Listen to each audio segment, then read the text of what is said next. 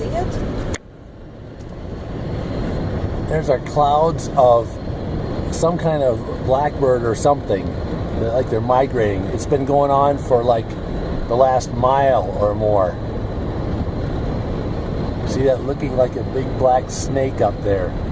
And it keeps on going and going.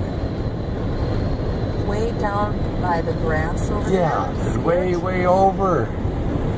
Wow. I have never seen that before. You can see the big cloud of them above that farm there. Oh, and down below, right by the top, just above the grass.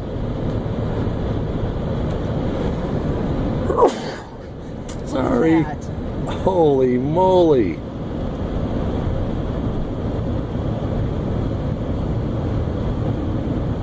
No grasshoppers would survive that. Oh my